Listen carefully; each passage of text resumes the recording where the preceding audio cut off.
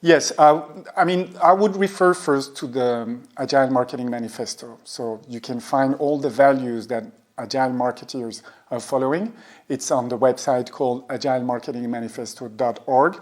So there you will find the 5 values that are the core of the practices and the mindset. So more than practices, I would say those are really the pillars of the mindsets that Agile marketers have to adopt. I have to repeat that. So those are really the core values, the pillars that the Agile marketers have to integrate and to adopt in order to be successful in their Agile transformation journey. But basically, what I usually refer to is that there are 4 pillars. The first one is, rather than planning long-term, working on a project and launching it after 6 or 8 months, what you will try to achieve is to launch your project by pieces, by bits. So we call it iterations and increments. So you will launch a little piece of your project, see how the market is reacting to it, how the customers react, what is the feedback from those customers, and based on this feedback, you will start incrementing your proposal, your value offering.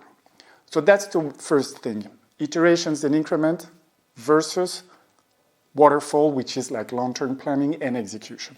The second one is self-organized team. So rather than having a hierarchical model, what we will have is a team that is self-organized, who knows what to do.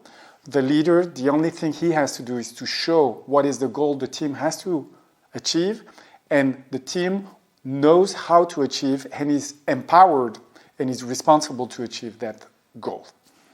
The third thing, it's about frequent feedback, frequent, or let's say continuous improvement. Rather than having from time to time a market research that will provide you with some insights of what's happening in the market, what you will be looking at is to have a continuous feedback on the things you're delivering to your customer, but also what you will have to look at is to how to implement a continuous improvement within the process that you're following. Meaning by that the team will stop regularly in order to reflect, inspect, and see how they can improve their process of working. So that's the third pillar, and there is a fourth pillar, which is cross-functional teams, meaning that what we're looking at in Agile marketing is to implement cross-functional visions. It's not only about having marketeers thinking about what would be value for their customers, but I encourage always the marketing teams to mix, to include people from the sales department, from the medical department if you work in a pharmaceutical company, from the customer excellence department, but also try to include in those cross-functional functions the perspective of the customers. So basically it's 4 pillars. It's iterations and increments, it's self-organized team, it's cross-functional teams, and it's continuous improvement.